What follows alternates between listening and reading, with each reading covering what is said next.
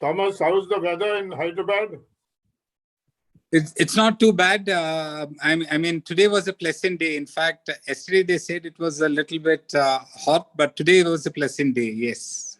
Oh, very good. You're looking very tanned. Pleasant in Hyderabad is that, Mr. Mohan. We can't compare it to Bangalore. It's very different. Anyway, safe travels. Thank you so much, Mr. Mohan. Thank you. Hi, Shiv. Hello. Good evening to all. Hey, hi, Shiv. How are you, TV? Yeah, all well. Not 7:13. Yeah. I'm very disturbed. I haven't seen a new member for last 2 weeks. What is this? Is that? Are you being sarcastic about it, Arvind? Oh, no. The way you've been going, great. You won't believe it, but you won't believe what's on the cards. We have some deadly, more interesting stuff happening. Shiv Kumar is doing some amazing job. That's what. No, I know that we're going to have some more coming up. Yeah, we are. At least, I won't take this thing, I won't take the thunder away, but at least 5 people more in the cards. Great. All right. So with this, let's start the meeting. I call this the 32nd meeting of Rotary Bangalore Cantonment Order. May we all observe 1 minute of silence for world peace, please.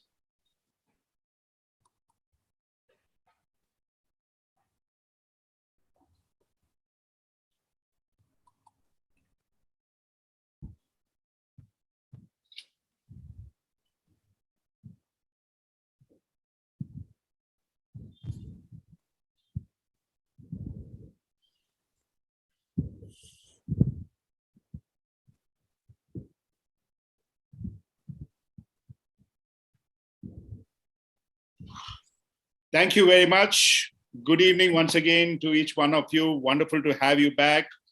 Very, very warm welcome to our guest speaker today, Captain Regis Job, founder and CEO of Tejas Aerodyne Research Labs. He is here to talk to us about a very interesting topic, drones.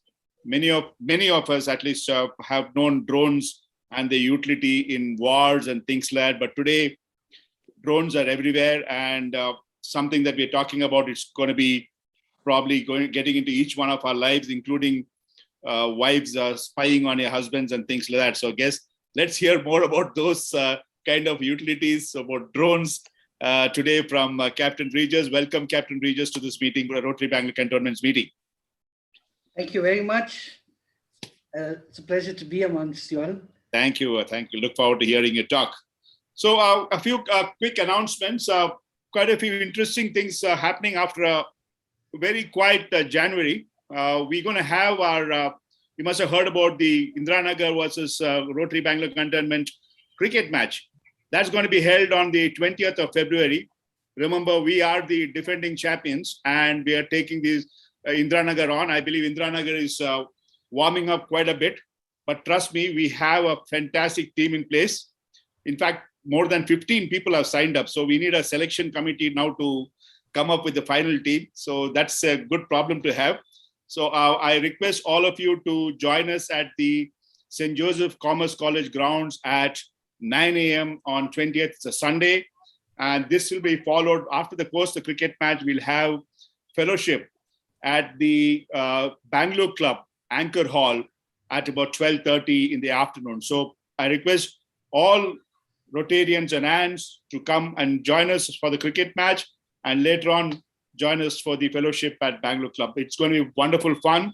So I look forward to all of you participating in that. You may have seen that we have announced the Young Achievers Award. The actual award ceremony is going to be held sometime in May, but the nominations are now open. You must have seen the mail from messages from TV Mohan, Samir and Susan. A wonderful job done by this team to put this whole thing together. It's going to be a big one big mega event. I request you to forward these nomination forms to as many people as you know. We would like to have as many nominations. We'll be selecting a very powerful jury who will actually go through all these nominations and finalize 2 winners, which will be announced in a mega function sometime in May. So please forward the nomination form to as many people you can think who have achieved something substantial in the Rotary focus areas. The next physical meeting will actually be, next few meetings are going to be online meetings. The next physical meeting is going to be on the 10th of March, where the vocational service team will be presenting the For the Sake of Honor Award. So that's going to be another big function.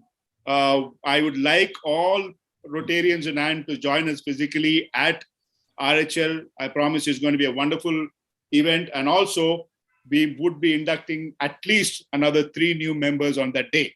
So mark your calendars, 10th of March, For the Sake of Honor Award and induction of new members. I request as many, let's have a full house at RHL on that day. Thank you. And that's it from my side. I request Club Secretary Nanda to make the announcements. Vinod, just before you close, I'd like you to welcome one prospective member who's joined us. I just saw yes. on the screen, Anil Madhavan Nair. He's a prospective member. He is on the screen. He is a part of Sanctum Wealth. Yes, we saw Sanctum Wealth there and wondering who it was. Anil, welcome to Rotary Bangalore Cantonment. Can you shout out, say hello to us? Good evening. Thank you very much, Mr. Mohan, for extending the invitation to be part of this webinar this evening. And thank you, Mr. Vinod John, for welcoming on board. I'm delighted to be part of this gathering, and let's see how it all goes. Wonderful to have you with us, and we definitely look forward to you being a part of the Rotary Bangalore family, Cantonment family. Also, we have Thomas Stephen, who has joined us from Hyderabad. He's also a prospective member whose application has already come in. We look forward to him being a part of our group very soon. Over to anybody, any other guests on this meeting? Good to see. Vinod, my dad, Mr. CM Pai, is on. Wonderful to have you back, Mr. Pai. Would you like to say hello to all of us? Great to have you back. I've seen you on a few meetings, actually. I think you're pretty much a regular on our meetings. Wonderful to see you with us, Mr. Pai. Thanks, Vinay, for informing your dad to join us in the meeting. Hi to Madhu Chanda Bhattacharya for joining us. You are one of the newest Rotarians, and glad to see you join all our meetings. Good evening. Hello, John. Good evening. Over to Nanda for the club announcements. Well, can you hear me? Good evening. Yes. Yeah, well, as the president said, with the announcement of the cricket match with Indiranagar, the focus and energy of the members during the last week has been on discussing the game strategy and finalizing the venue and menu for the fellowship and lunch. So for a change, the projects have taken a step back. But as we all know, this is just a passing phase. In any case, the Board of Directors held their 8th meeting on Sunday, the 6th of February. This was followed by the fellowship and dinner that was hosted by Rotarian Shabir and Nas. It was actually lunch. I understand the fellowship and lunch got extended due to the serious discussion on team composition and conditions. Now for the birthdays and anniversaries being celebrated this coming week, our musicians members, Suri and Ravi Kumar, celebrate their birthday on the 17th of February.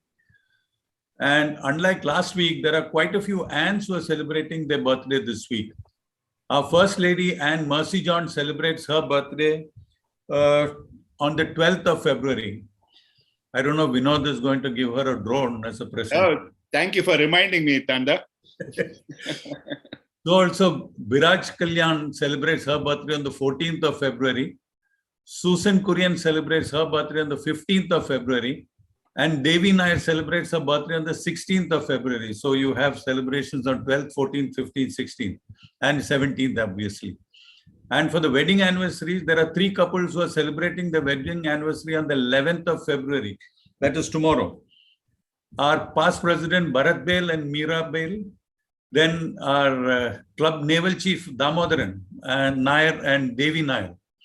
and a planter and cricketer Appadurai and Hamsini. All of them celebrate their wedding anniversary tomorrow. Wishing all of them the very best of health, happiness, peace, and togetherness in the years to come. Now, for the programs of the forthcoming week, the Vocational Services Committee has planned their third career counseling session on the 14th and 15th of February. These sessions will be conducted online for about 150 students of the Mahila Seva Samaj.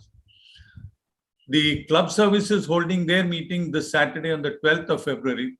The meeting, fellowship and dinner is being hosted by our past president, Rotarian Bharat and Anne Meera. I think he's planning to continue his wedding anniversary celebrations on to the next day.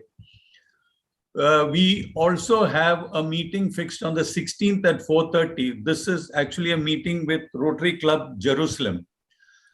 Rohit, the International Services Director, Rohit has been in touch with them, and we are making a presentation to them of all our projects and what we exactly do. They would be reciprocating that on another day at one of our meetings, and going forward, we'll see where we have the synergy and how we can work together in the future. The youth services will be holding their 8th meeting on Friday, the 18th February, and the community services committee will be holding their meeting on Saturday, the 19th February. The next regular meeting that was to be held on the 17th February is moved to 20th to coincide with the cricket match with Indiranagar. As the president has already requested, I again request all of you to be present to cheer our team so that we can retain the cup for the 3rd year. I wonder if we can keep the cup permanently if we win for the 3 times in a row. And all those who wish to attend the fellowship and lunch after the game, please do contact Shabir and register your name so that the arrangements can be made at Bangalore Club.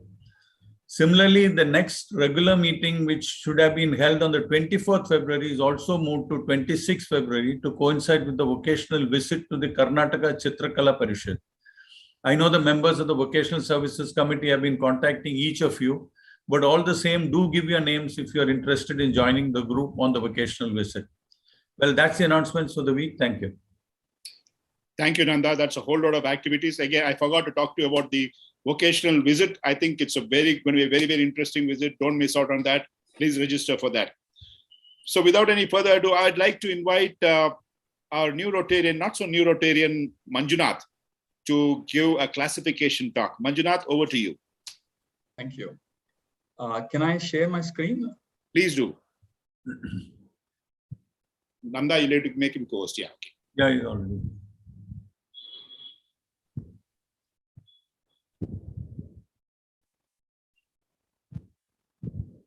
Is it in presentation? Now we can see, yes, presentation mode.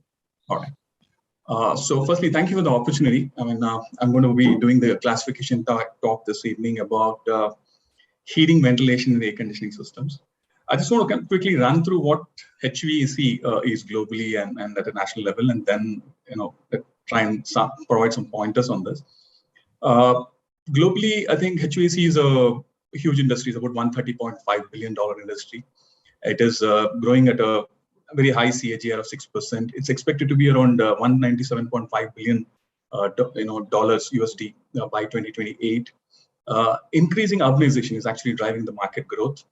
Air conditioning in developing markets is at a very low penetration at this stage. It is at 4% penetration, and it has the potential to grow up to 28%, like in developed countries. In developed countries, we see air conditioning HVAC penetration of about 28%. So there's huge potential available for developing countries. Bottom line, I mean, huge potential for growth in India. What HVAC also does is there's a huge semi-skilled and unskilled manpower requirement for the industry. I'm sure you know what I'm talking about. So from a Rotary perspective, there is occasional service committee. I think there's a lot to engage and contribute, right? Moving on, air conditioning, as such, ASHRAE defines this as the process of treating air so to control simultaneously its temperature, humidity, cleanliness, and distribution to meet the requirements of the conditioned space. It doesn't stop there. Actually, in today's scenario where COVID has spoken, I mean, it's troubled us for the last 2 years, indoor air quality also becomes very important. So in recent years, the interest in indoor air quality has increased sharply. I mean, since we spend more time indoors than outdoors, and especially in a COVID environment, like I said before. So in air conditioning, there are two types of air conditioning where basically there is a industrial system and a comfort system. We call it comfort cooling and process cooling. When the air conditioning system is used to maintain human comfort, it is called comfort air conditioning, and is used to improve any industrial process involved, such as a textile manufacturing process or in the pharma industry, it is called process cooling. So just brought two classifications there. So I just want to kind of also look at how the industry relates to the four-way test that we have. Now, in the HVAC field, we basically have three challenges. One, the air conditioning industry, the buildings actually consume about 40% of the energy produced globally.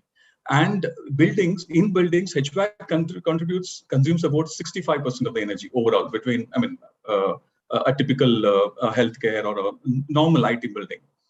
And so we are the largest energy guzzler in a building. When we look at buildings, building is the largest contributor in terms of energy consumption. So I'll park that point there. And the next thing, when we look at global warming and the ozone depletion potential, I think refrigerants are known to do their bit in terms of spoiling the environment. And the third thing is using an air conditioning. And it's no longer a myth. If you're using an air conditioner, there is something called sick building syndrome, and COVID virus obviously can spread. So, there's an ethical challenge here. So this has been addressed, but it relates to the four-way test. From an industry perspective, should we look at and say whether we're doing the right things or not? We've got some answers around it. There are energy efficient systems available now. So I think first point gets addressed in a way. From ozone depletion potential and global warming potential, we're moving into new generation refrigerants. So I think that's to a large extent addressed. And the third important point, people are scared of using air conditioners because of the COVID scenario. So what ASHRAE has done is ASHRAE has released a set of documents which clearly states as to how to kind of use air conditioners in this kind of a scenario. Simple things like increasing fresh air and setting the room temperatures a little higher, not allowing the virus to develop, or providing conducive environment for it to grow in those kind of environments. So there's a set of guidelines that ASHRAE has provided, which is going to help us, not look very worried while using air conditioners. So moving on, I want to talk about the company that I work for. I'm the managing director for a company. It's a conglomerate of three companies. We have a system integration vertical, we have a manufacturing vertical, and we have a trading vertical. So the system integration vertical, Kane India Associates Private Limited, we do HVAC integration systems. In CamDuct, we manufacture ducts, and then CamAir is trading vertical, because we also deal with related products, where we have product adjacencies. So we have a trading vertical as well. We have more than 300 employees. And we support about 600 odd families. We do a turnover of anywhere between, in a good year, about 150 to 175 crores. We are a brand, conscious company, so we represent all leading brands, and these brands have been associated with a company for over 25 years now, and it's a 25-year-old company. And our manufacturing facility, like I said before, is in Malur, and it was set up in 2006. We have a pan-India presence. In fact, we have worked on projects overseas in Antigua and Malaysia and Middle East. As a company, we are CSR compliant company. Both in terms of what we should do as per the mandate, and also from our own perspective, and being some help to the communities that we work with. So we do our little bit. On the left-hand side of the screen, you see the contributions that we've done as part of our CSR activities. And then during peak COVID, we have actually helped a lot of healthcare facilities. The kind of isolation wards that we did in the last couple of years, basically supporting isolation wards. Again, the concept of ventilation becomes predominantly important, because we have to evacuate all the contaminated air from the hospitals, healthcare facilities, and isolation wards. So we've done a lot of projects during that time. And we've done a bit, supporting Power Karmikas. We've worked with JP Nagar Police Station and handing them out PPEs, so on and so forth. So that's it from my side. Thank you. Thank you again for the opportunity. Thank you, Manjunath. Thank you for that very detailed and presentation on your classification. I like the way you tried to connect HVAC with COVID and the Rotary four-way test. Very interesting. Lovely. Thank you so much for the effort to put the presentation together. Thank you. If we can take the screen share up. Thank you. All right. May I now request past President Ramdas Pai to introduce our guest speaker, Captain Regis, please.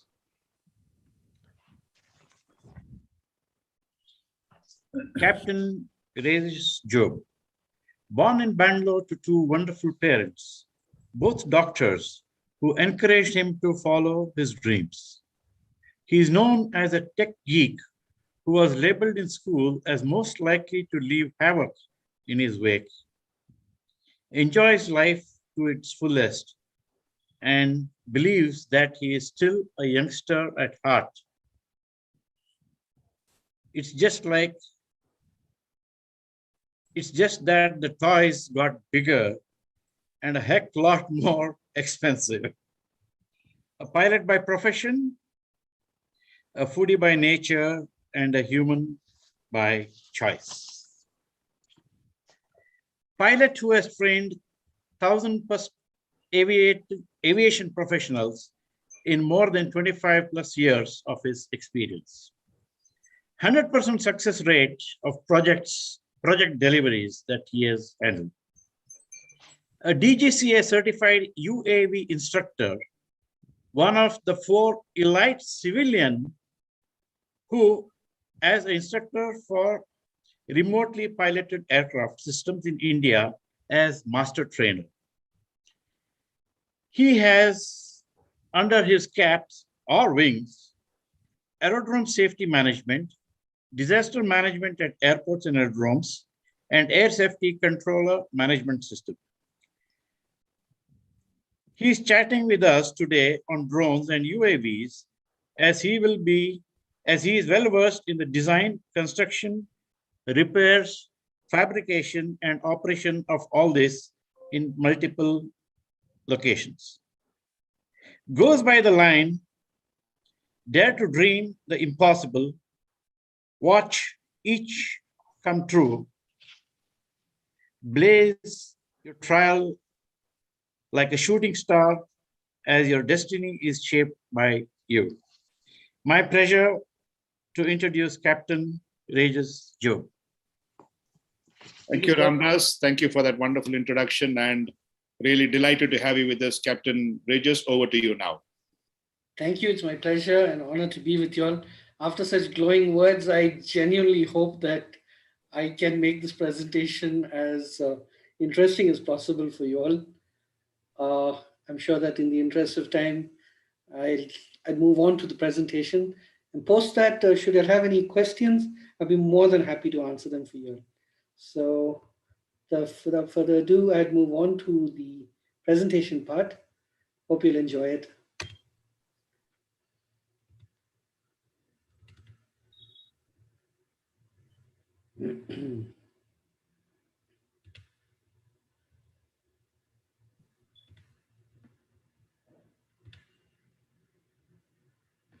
Perchance, can you all see the presentation? Yes, we can, but you could, we are seeing the next slide also. You could change the format to only the. Just a second.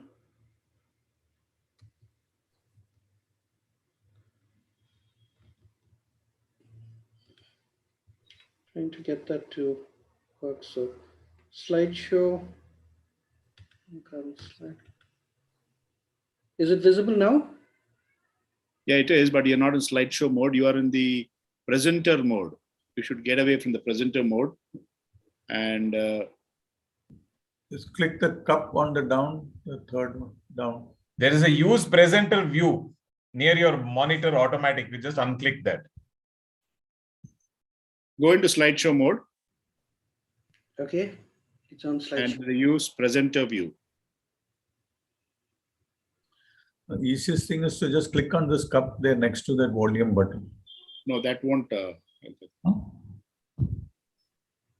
You see the box just above drones, no? The last box, monitors. There's a use presenter view. Just unclick that. Untick that. Monitor automatic, use presenter view in monitors. Yeah, monitor automatic. Yeah, below that is use presenter view. The last, very last on the right side on top. Yeah, below that, use presenter view, unclick that. Yeah. Is it visible? Now you can go to slideshow. Yeah. You're there. Okay. Once again, I do apologize for that. This is a new computer and I'm having a bit of problems with it.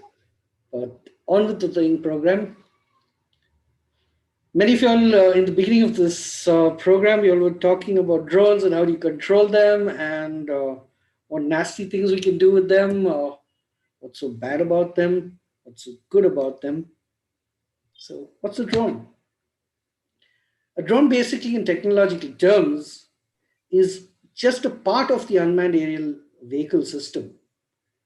The entire system includes a ground-based controller. It could be just a remote control in your hand, or it could be a room, a proper cockpit from where you'd probably be viewing what's going on your drone. Aside from that is the communication link between them and the platform. A drone could be defined as a flying robot without a human pilot on board. Of course, though today the lines are being blurred because we're going to be moving into the realm of unmanned aerial taxis, which are currently in process of testing. And these remotely operated platforms have various degrees of autonomy. Either a human controls it, either a human directs it through a series of processors, or through AI. The acronym for drone stands for Dynamic Remotely Operated Navigatory Equipment, though of course the actual term drone was derived from history when they used the queen bee, de Havilland queen bee, which used to keep droning with their engines. You know, the humming, buzzing sound. Now let's put it this way, drones aren't exactly a new concept. They may date right through to the 1849 when the Austrian forces were besieged by Venice, launched 200 hot air incendiary balloons across the city.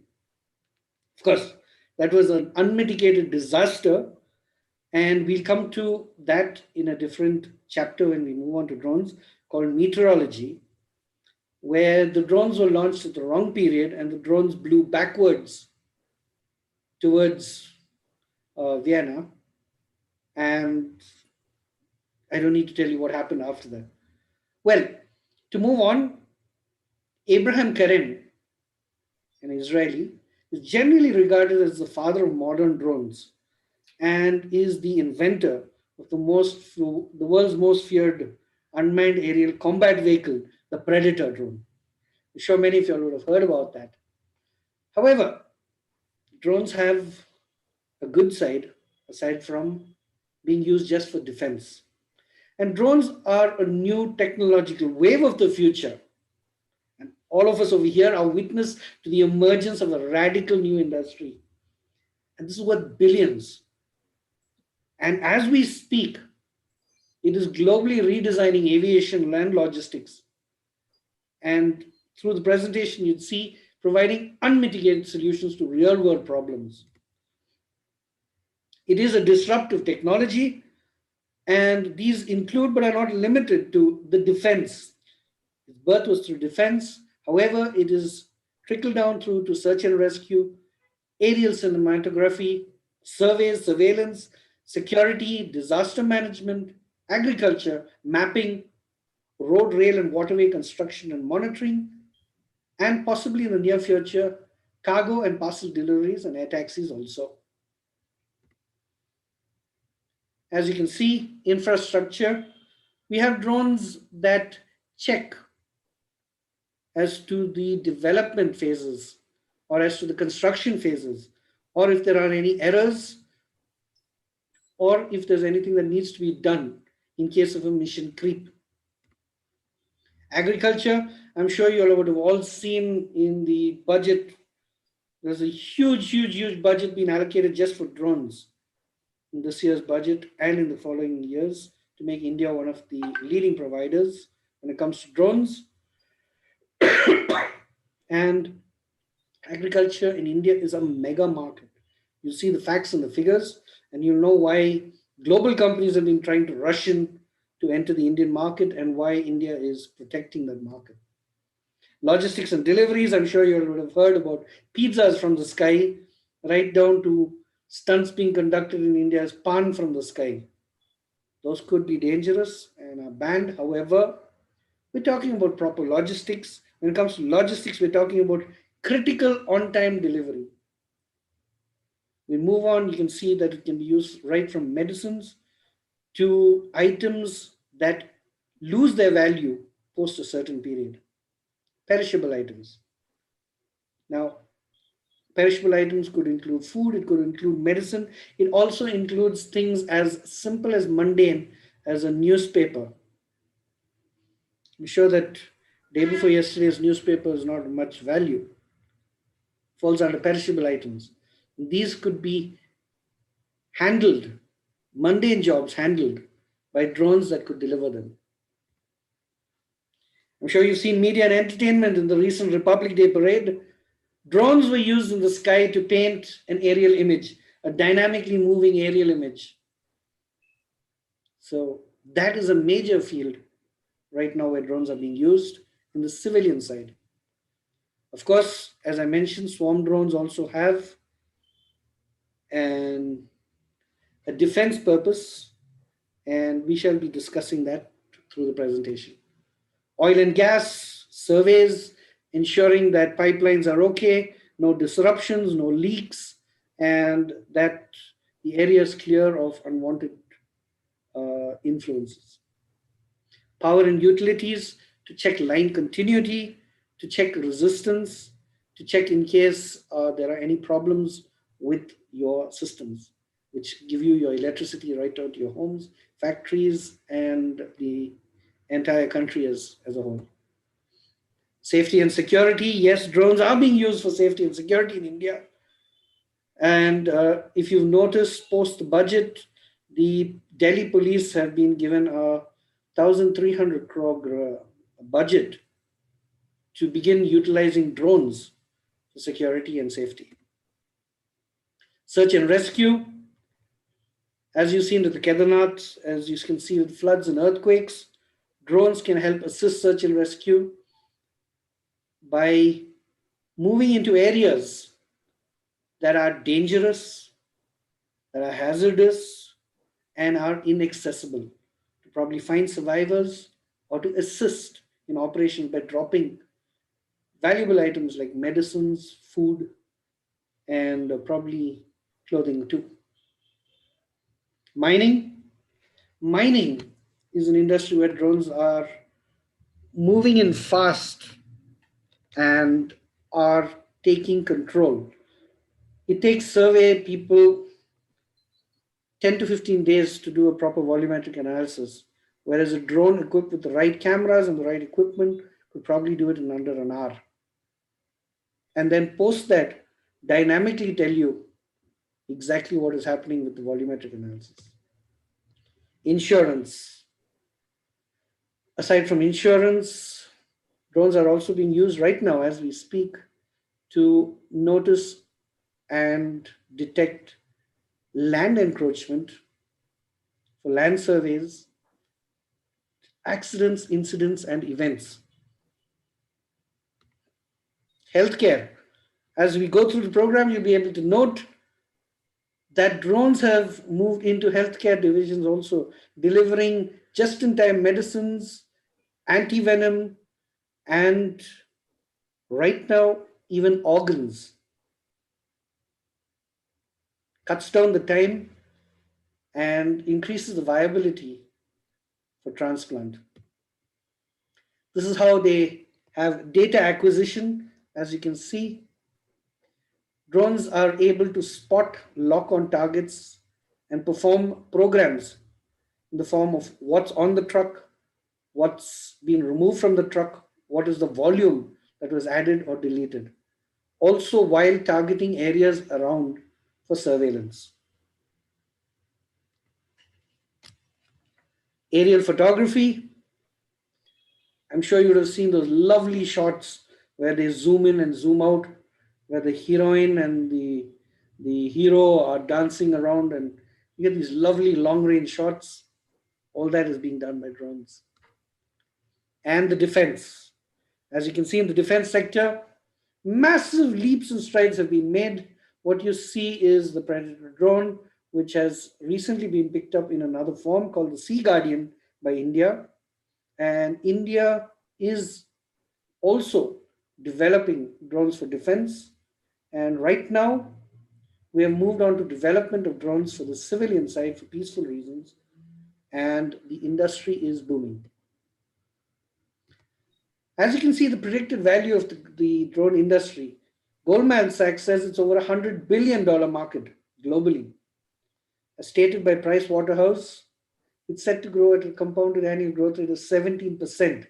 Ernst & Young reports that the Indian market will touch 885.7 million by 2021. I apologize, I'm wrong over there, because the number as we speak has crossed $976 million, just the drone industry alone. According to FICCI, the government estimates around 40,000 drones. This figure too has been surpassed in the last survey. We have over 3.5 lakh drones in the country. And this number is set to increase to 1 million over 5 years.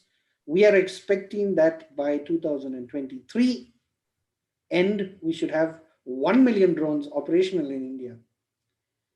We're going to see over 5 lakh drone pilots, 5 lakhs.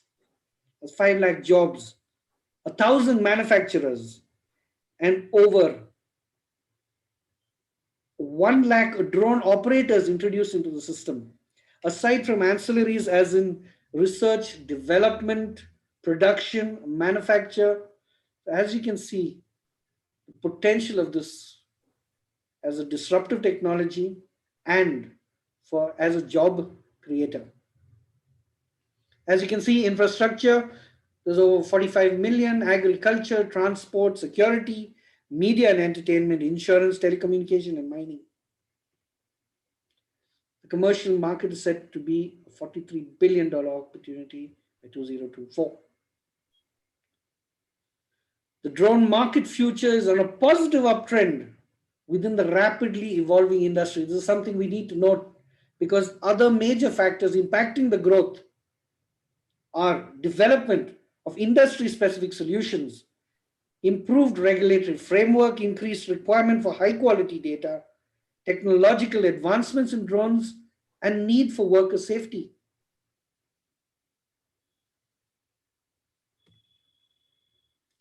The overall unmanned aerial market is estimated to be 27.4 billion by 2021. That has been exceeded and projected to reach 58.4 billion by 26. The drone service market, the service market, is 4.4 billion. This has been surpassed. We are standing somewhere at around 7.3 billion as we speak. The precision agriculture segment is anticipated to register the highest CAGR of over 60%.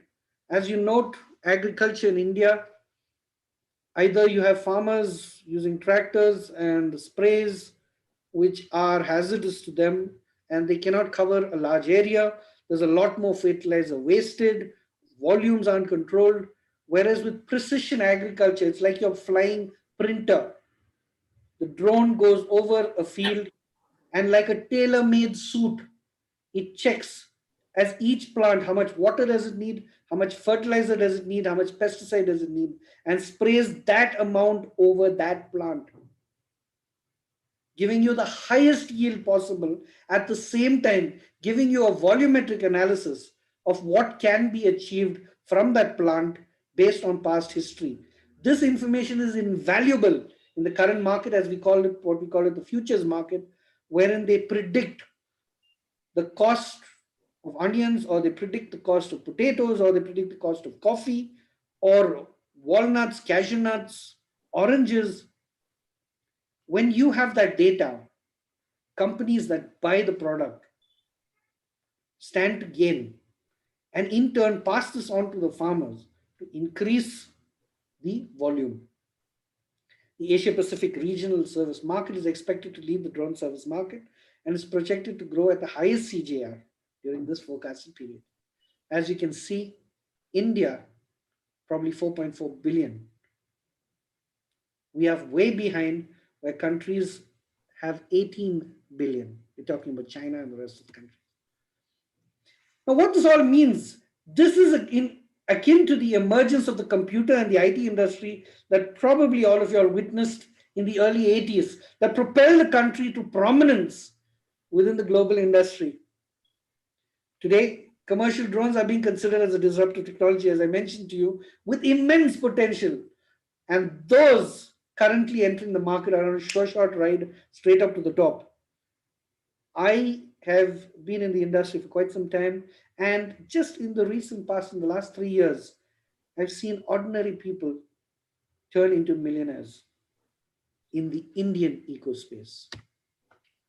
Some of the emerging technology and use cases disrupting the market include autonomous sensor drones, cloud computing, blockchain, development of enterprise drone, analytic tools, drone payloads, drone insurance, and artificial intelligence in drones. We need to understand that the integration of advanced technologies, including artificial intelligence and machine learning in drones, offers a significant growth prospect to the market.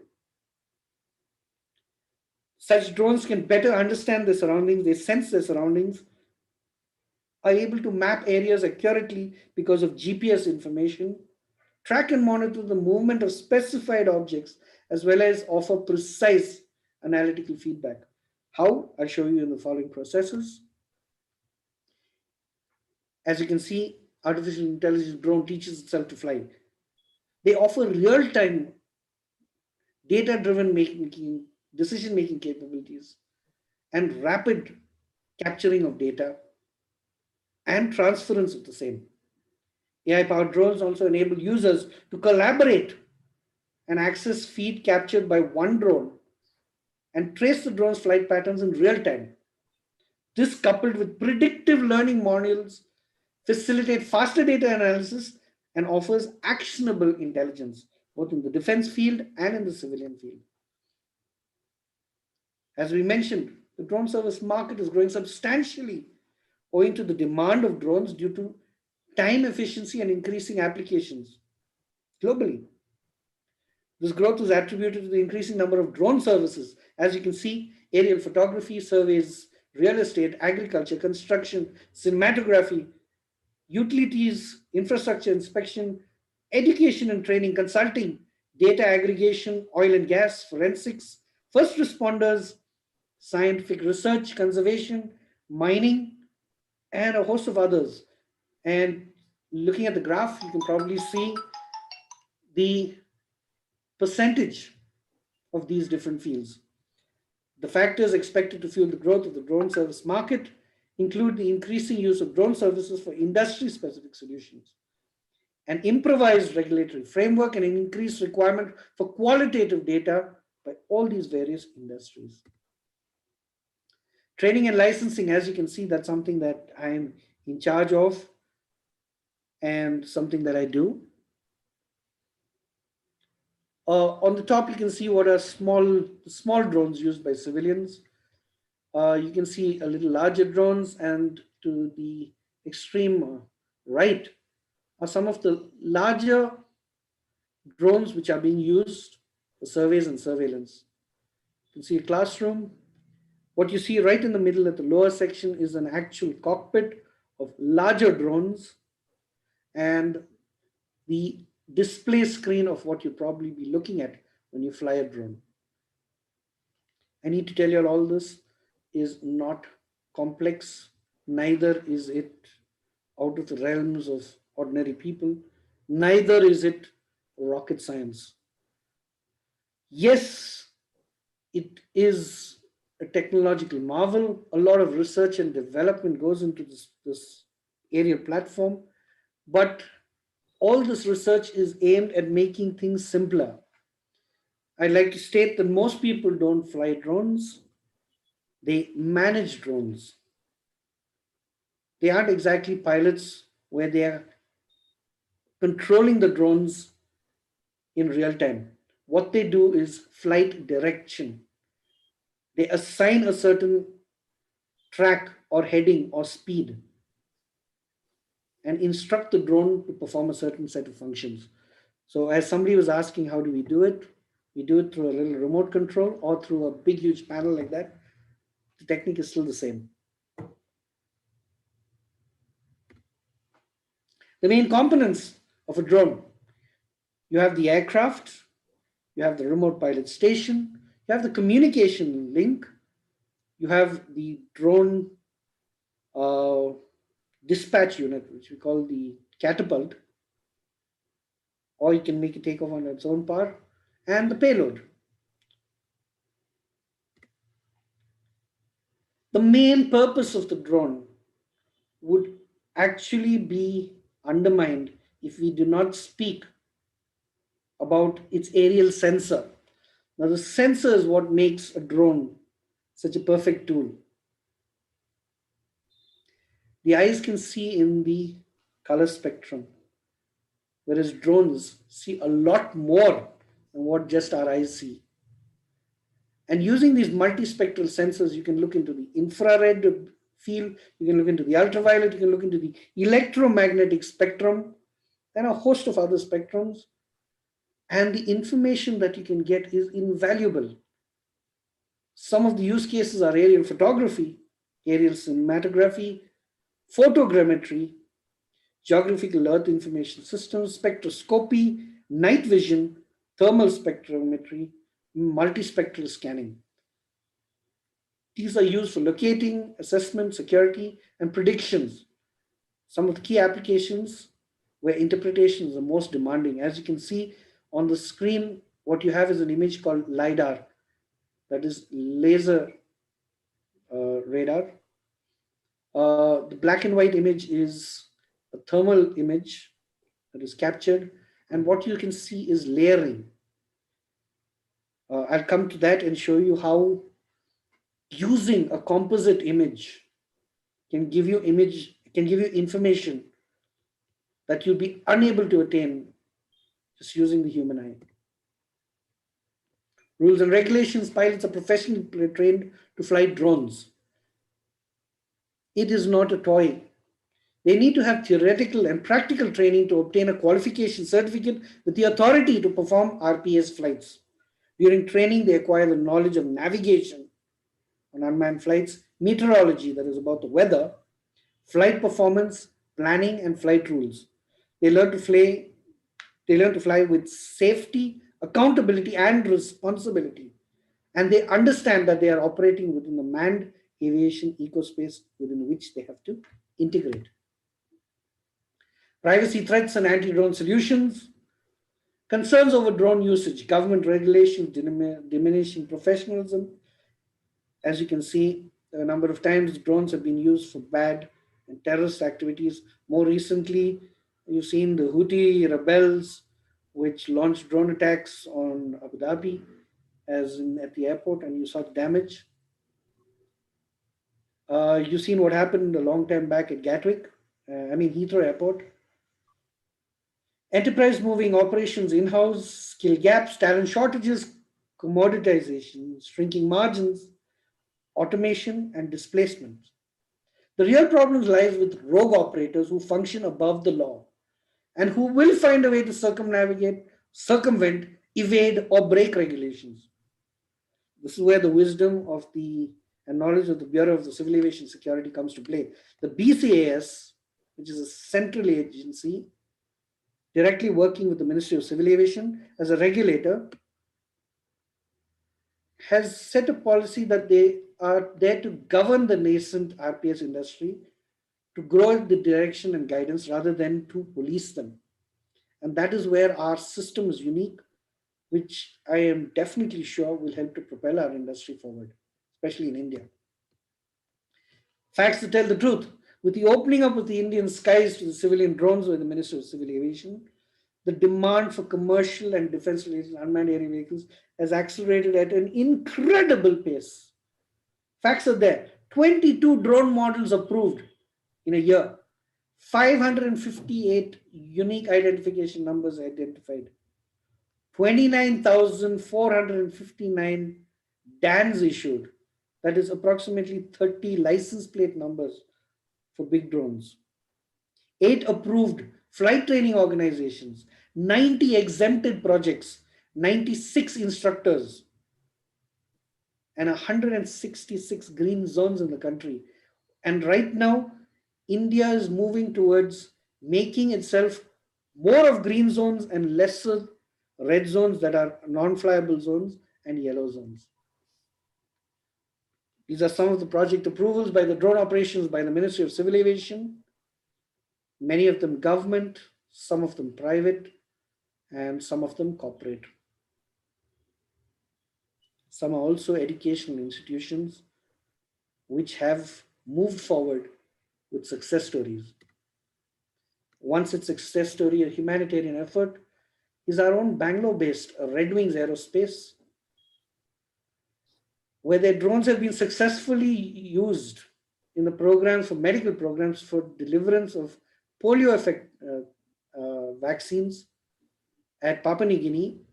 And they've been selected. These youngsters, not even 3 years into the running, have been selected as part of the TechStar US Accelerator program, funded by Daimler and part of the Telangana Medicines from the Sky. They also got a grant from the Bill and Melinda Gates Foundation and are actively involved in setting up infrastructure for medical drone delivery and logistics here in India. I'm happy to say that I've been associated in helping them out, and believe me, they are going places. The world is beginning to take notice of the work they do. Here are some of our Indian success stories for you to note. Unseen, flying under the radar, and silently climbing to dizzying heights are many such drone tech companies, startups that are taking the world by storm. Some began their journey in the last 5 years, some even further down to even 1 year, and are already worth millions. Others are being funded both domestically by government and corporates, and global investments in the tens of millions. The drone industry is set to revolutionize the way we move forward. Study it. Take advantage of it. Anybody who understands the industry is on a sure shot way to the top. One example is Sagar Defense. As you all mentioned, there is somebody from the Air Force, SABI, I presume. I hope that this information can be considered as declassified, because by tomorrow this information is going to be out in the papers. Sagar Defense was a company that started a few years ago. And if you see in 2019, you can see the kids over there. We were there. We conducted the Drone Olympics at the Air India show. And I remember meeting these people. And I was amazed at what they were achieving. They were just small-time college students with a mentor. Today, Sagar Defense, is currently reported to be worth north of 6,000 crores with orders well into the next decade. And as I mentioned, that's a picture of something that happened today.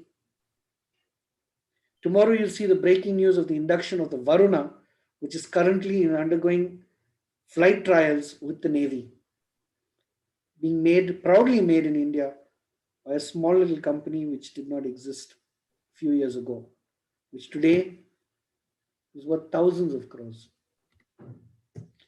Current developments. The Union Budget 2020, drone services are promoted through startups. With the announcement of the Union Budget, the industry got a massive push after the liberalization of the drone rules of 2021. The government said startups will be promoted to facilitate drones as a service. Remember what I mentioned. So Drone Shakti and Kisan drones. The Union Minister said this will be a key driver of growth for both the drone industry and beneficiary sectors. The program is aimed at driving faster adoption of unmanned aerial vehicles and bringing the technology to Indian farmlands for crop assessment, digitization of land records, and plans to start relevant courses, which we've already started, for skilling of manpower in every state at select training institutes, that's aviation institutes. And this will be a great force multiplier for consolidation in developing skilled individuals for the industry in India and also for the defense. As you can note, as of yesterday, this was big news. Drone imports banned in India. Drone provides certain exceptions. India aims to promote the domestic manufacturing of drones with its latest moves. By this, import of drone components, however, will not require any approvals. The ministry came out with a liberalized drone policy in 2021, and post that, the ministry issued the drone airspace map and PLI scheme for people who are into the manufacture or research and development of drones. The UTM policy framework in October 2021, and besides the drone certification scheme, a single window digital sky platform which is put in place. These are just my thoughts. We may be late in adopting the new technology. However, India has proven its ability by jugaad to leapfrog in steps. We may never have made a financially viable computer except for maybe a supercomputer and maybe SimComputer. However, every chip in India and abroad has an Indian signature on it. Every computer manufactured has an Indian signature on it. And most IT companies in the world globally are managed by us Indians. It took us decades to build an indigenous car. However, just remember, from the Maruti to Tatas acquiring Jaguar and Land Rover, the world has begun to look at us with a different perspective. With regards to the drone industry, we too can just become not just another player, but a global player among the global leaders. An example, a success story example is Turkey, which is producing the drone called the Bayraktar, which is considered as the third world best. The first is the Americans, second are the Israelis, and surprise, surprise, not Russia, but Turkey produces the third best drones in the world. We can be there too. We started a little late, but we're growing in leaps and bounds. Our specializations, the way I see it, are value-added manufacturing, R&D subcomponents, design, development, testing, software, autopilots, and flight control systems, coding and programming, training, flight operations, data analysis, and logistics. As I mentioned, somebody had asked me saying, it's going to be difficult for India to ramp up. We have to make specialized motors. We need specialized components. To those detractors, I told them very clearly, India manufactures the most mixies in the world, the Sumit mixies, which could grind a coconut shell also. An easy modification is all it takes. We manufacture brushless motors, we export them, we make them for bikes. What I told them is, you need to have a change in mindset. You need to direct companies asking them and give them your specifications. India has the ability to jugaad and build it. You need to tell them what you want. Don't expect the market to exist in India. With that, I'll complete my program. Thank you all for participating. And now I request you, study this industry, be the change. Who knows, the next tech entrepreneur could be among you all. Should you wish to reach out to me with any queries, please do feel free to mail me. I've sent you my email address. It's regis@gmail.com. It's pretty easy. My name @gmail.com. And I'd be genuinely happy to be of assistance. My aim is to watch this industry in India grow and to see us emerge as global leaders, the global leader in the industry, knocking the current leader off its perch. Thank you so much for being a wonderful audience. Good luck and stay safe. Thank you. Thank you, Captain Regis. Thank you for that beautiful talk. Absolutely insightful, so knowledgeable that you are about this drone industry. I was kind of getting a feeling, have I missed the bus? But then you've given me a hope that there is still a chance to really catch up on the drone market and make some money on that. Thank you so much. We do have a little bit of time. Maybe we can take one or two questions quickly if you can. Please unmute and ask a question to Captain Regis.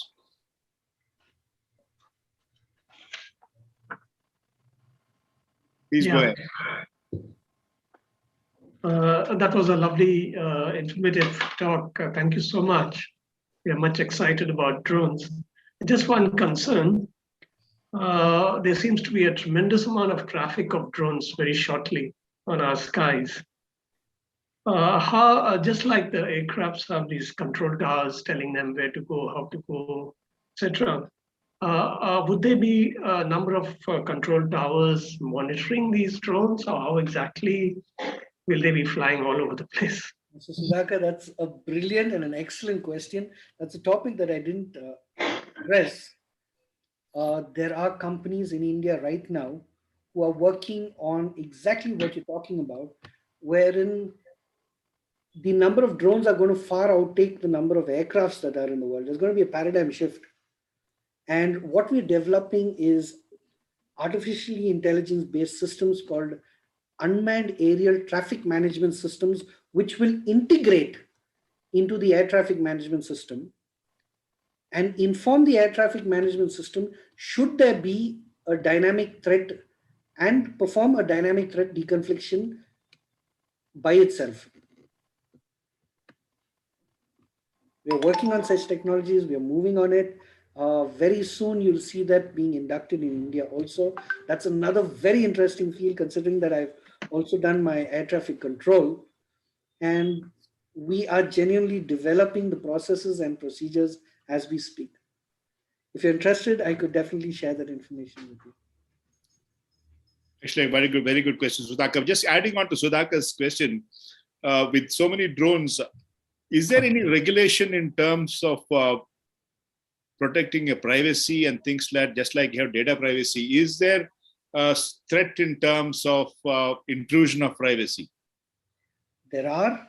These are very relevant, and that's the reason why I mentioned this is a very gray area, because drones have become so small that a child can handle them. But we need to remember these are not toys.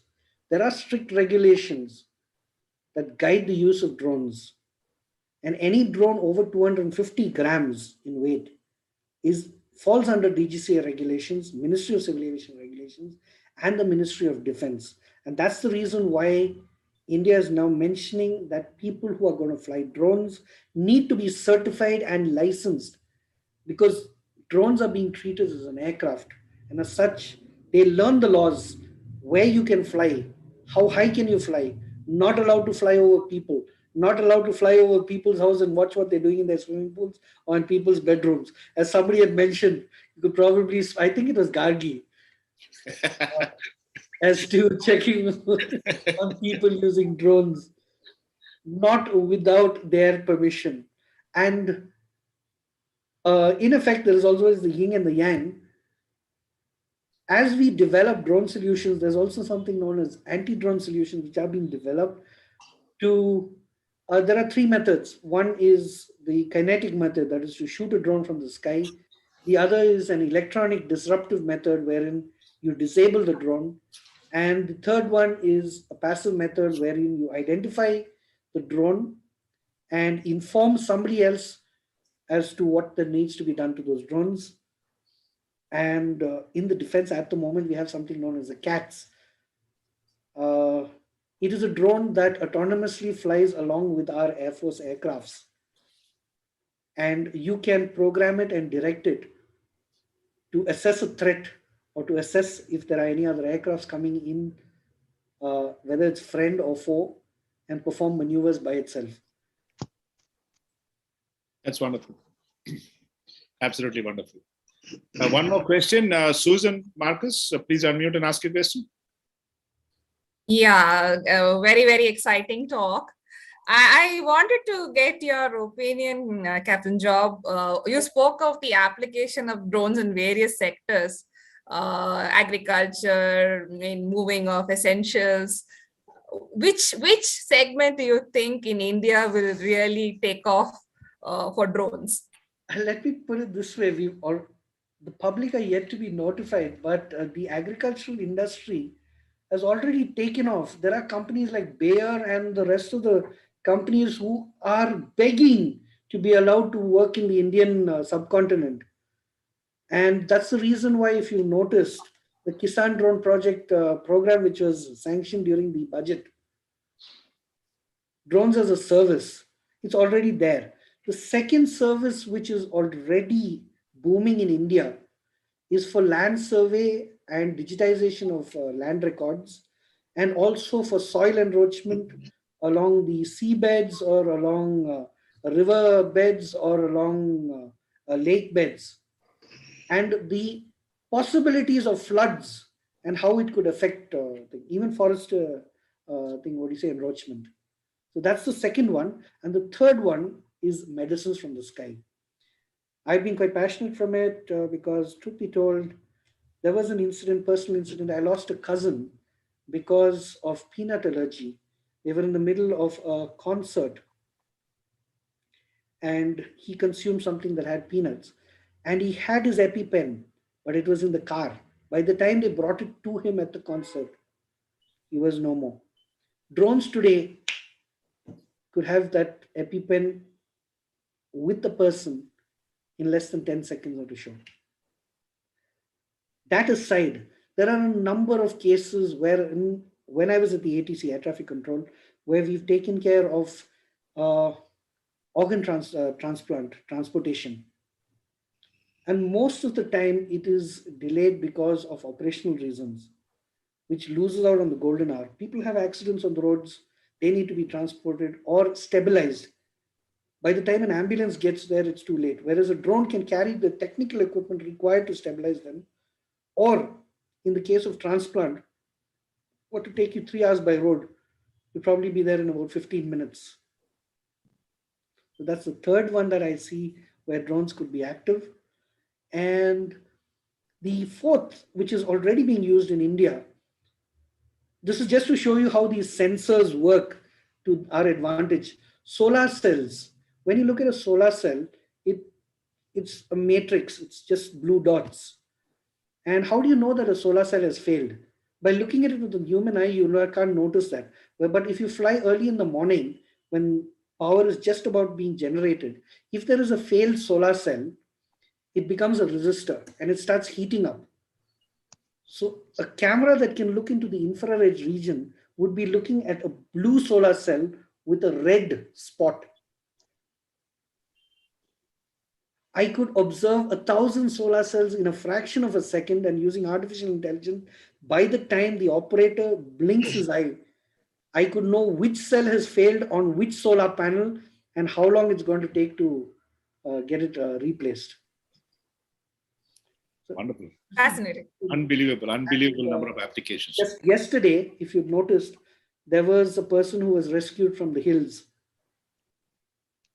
If you notice, a drone was used. Exactly. Yeah. A drone was used to drop the rope down to him. Yeah, he went hiking and he fell into a crevice, I believe. Yeah. Exactly. A drone was used to throw the lifeline rope around to him. The drones have their, it's a myriad, unimaginable. Kids of today are going to be inventing things that can be used by drones way into the future. Last personal question. Do you own a drone, Captain Joe? I own a couple of drones because I used to manufacture them. Couple of drones, okay. But when it comes to the defense, let's just say we manage or I take care of operations of these drones. And we're talking about bigger drones out there. As I said, the toys got bigger. Great. Wonderful. Thank you so much for that really very insightful conversation that we had. May I request our director, Venkat Raman, to post the formal word of thanks. Thank you, President. It is a very tough job for me today to enumerate the points for which I have to thank our speaker, Captain Regis' job today. It's a very tough job that I have got today. I think he started by just letting us know about drones. It used to be fiction a few years ago. then a buzzword, then it got into the hype curve, and we came to know that there were a lot of applications, and we've seen a lot of Netflix. So we've seen how they got a Bin Laden also. So we are all, we think we have passed from the Netflix or WhatsApp university. But the kind of applications that Captain Job mentioned today, I'm sure is just the tip of the iceberg. And knowing Indians, we adopt things later, but we have 10 to 100 times more use cases than any other country in the world. So we have so many applications, we have so many people, we have the power of people, power of the population here. So although we've started late, I am sure with stalwarts like Captain Job, playing a very, very important role in drafting the policies, in training people, getting them certified, the licensing part, and also initially monitoring, which will have to become policing not before long, and for writing those policies. I think we are really very fortunate to have Captain Job in our, from our own Namma Bengaluru, and leading it from the front. So, a sincere thanks to you, Captain Job, not just for this talk and for enlightening us, but for also leading this revolution, because this is a completely new wave and most people are going to get into this. You're leading from the front in drafting all the policies. I think to have an authority on this bomb of a technology in our midst, makes us really delighted. Thank you for all the insights and wonderful inputs. And I'm sure most of us would be very happy to hear some sound bites on upcoming markets. That's where we would love to invest also. We would definitely love those sound bites. Thank you again, and good night to everyone. Thank you. Thank you so much. Can we all please unmute and give a big round of applause to Captain Regis Joe for a wonderful talk. Beautiful, and wish you the very best for all the great things you're doing. With this, we conclude today's meeting. This meeting is adjourned. Thank you.